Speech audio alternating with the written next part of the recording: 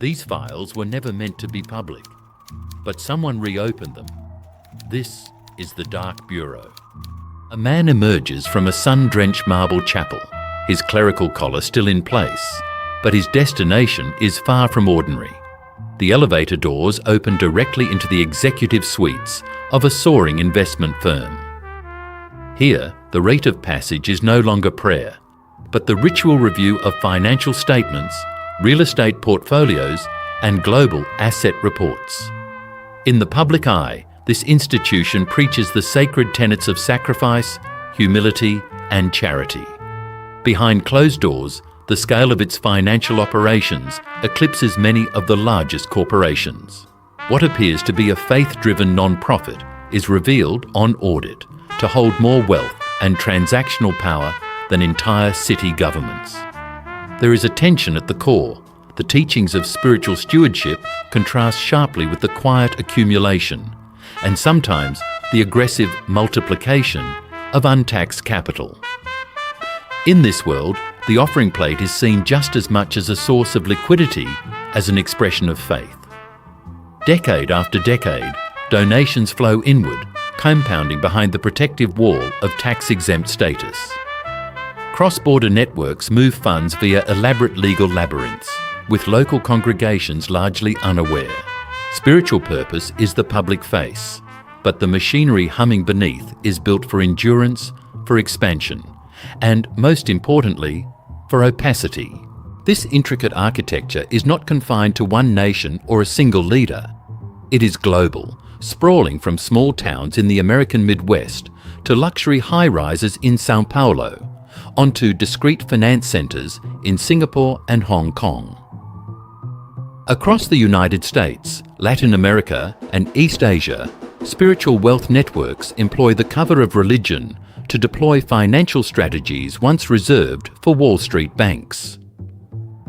These networks employ privileges intended for grassroots charities, immunity from taxes, minimal reporting requirements, and generous treatment by regulators, while operating with the precision and secrecy of a banking syndicate. Donations come in many forms: offerings in Sunday baskets, bequests in wills, lucrative land gifts from the devout. Yet each is routed through shell entities, offshore trusts, and holding companies. The vision may be cast by a charismatic figure in the pulpit, but the true orchestrators work behind the scenes, masterminding asset flows, negotiating with hedge funds, and leveraging relationships with transnational legal advisors. The apparent patchwork of organisations reveals itself to be tightly choreographed, engineered for scalability and concealment. In aggregate, the scale is staggering. Tens of billions of dollars circulate, often untaxed, through networks designed to avoid regulatory glare. Properties are accumulated: church compounds next to luxury condos, schools next to private clinics, while proprietary banks, lending consortia, and even insurance ventures are nested deep within the structure. To outsiders, it seems like an aberration. To insiders, it's the new normal. A new institutional class has emerged, neither wholly sacred nor wholly financial, but both, a system built to last. The fundamental mechanism at the heart of these networks is simple in concept, but devastating in impact. Legal tax exemption combined with financial innovation. Governments operating under the assumption of public benefit and benevolence grant religious organisations exemption from income, property, and capital gains taxes. This privilege is meant to empower communities, sustain charity, and foster service. In practice, it is re-engineered into an instrument for capital aggregation. Vast portfolios of downtown real estate, acres of farmland, commercial skyscrapers, and sprawling suburban campuses are amassed, sometimes outrightly, sometimes via shadow partnerships and silent joint ventures. Donations intended for frontline programs or local social aid are siphoned first to regional holding corporations, each registered as a non-profit, and then channeled, often via intricate loan agreements, into for-profit subsidiaries. These subsidiaries may buy and sell property, invest in securities, or act as high-yield creditors to external ventures. Layer after layer is designed to obscure real ownership, shield financial flows, and complicate any meaningful audit. Regularly, the same leadership is arrayed in two guises, one as spiritual authority, another as executive director. Donors speak of faith, but compliance officers and accountants quietly referee the real miracles, returns measured in luxury properties and offshore accounts. Efforts to pierce this veiled world have consistently encountered resistance, both practical and institutional. Journalists and auditors, following digital paper trails, turn up fragmented evidence, a leaked email here, an unsigned contract there. Whistleblowers speak quietly of aggressive asset shuffling, intimidation, and stonewalling. The regulatory agencies tasked with oversight are often a step behind, outmatched by the technological sophistication and legal ingenuity of the networks. In 2016, a cross-agency task force in the United States attempted to chart the flows of one prominent faith-based holding group. What they found was a hall of mirrors.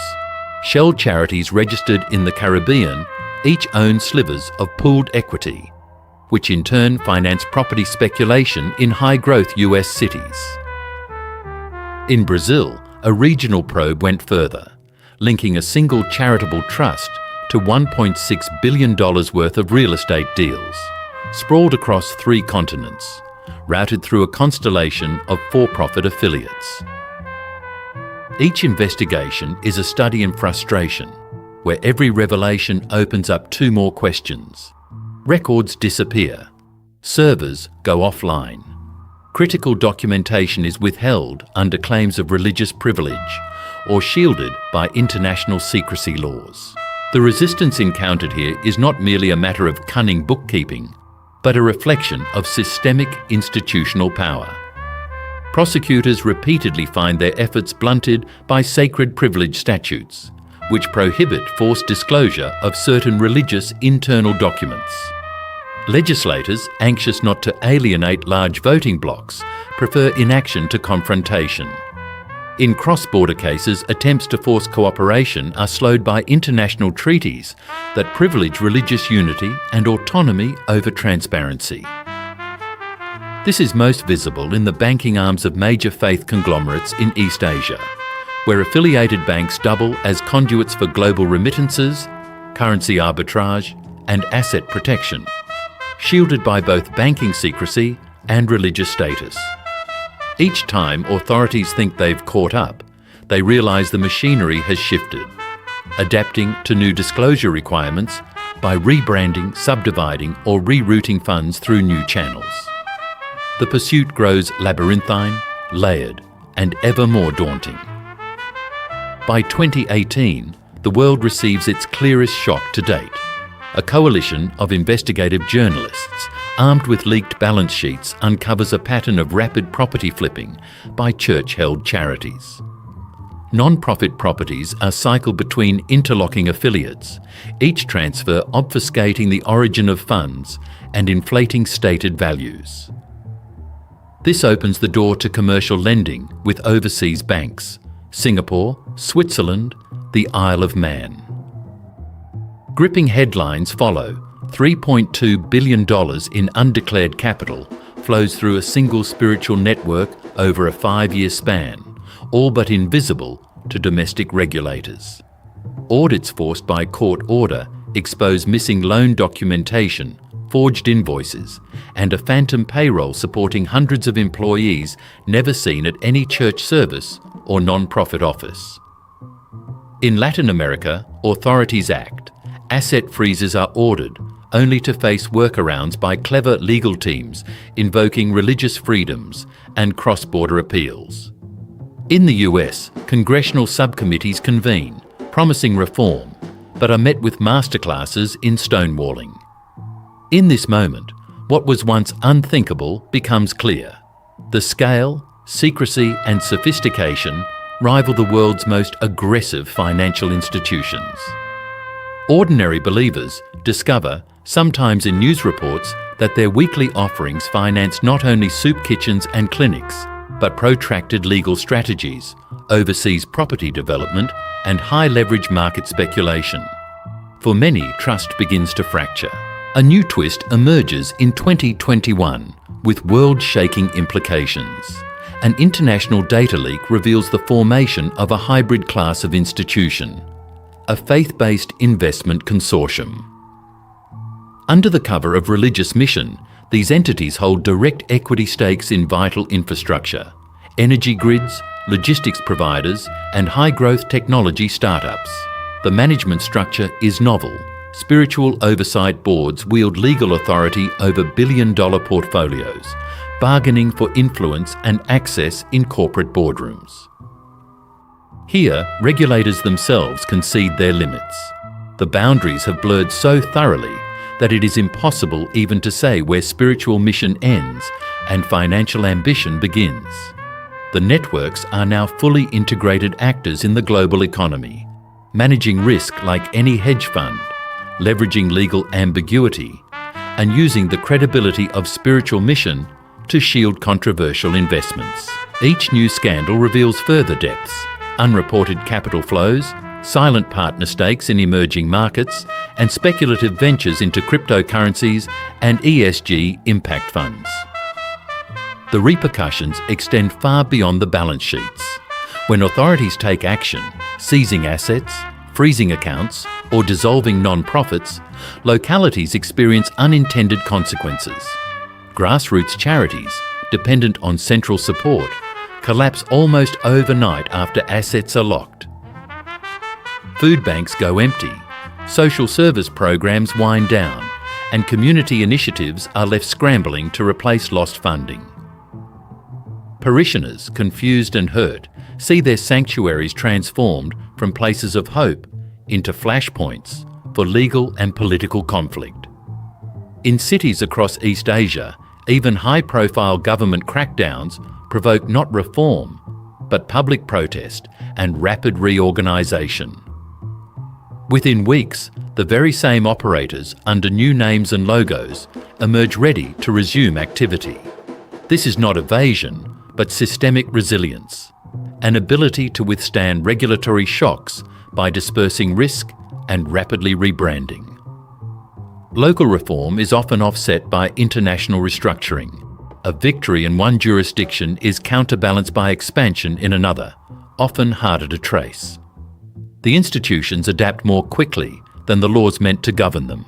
Governments vary in response.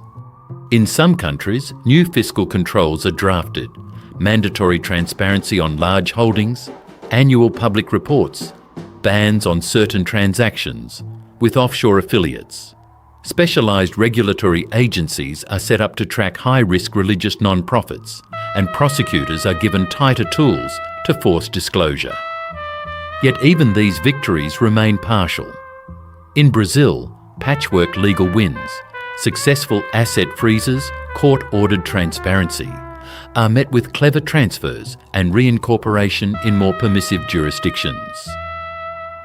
In the United States, a wave of IRS reform is met in federal courtrooms by expensive litigation, dragging out for years, often well below the radar of broad public attention.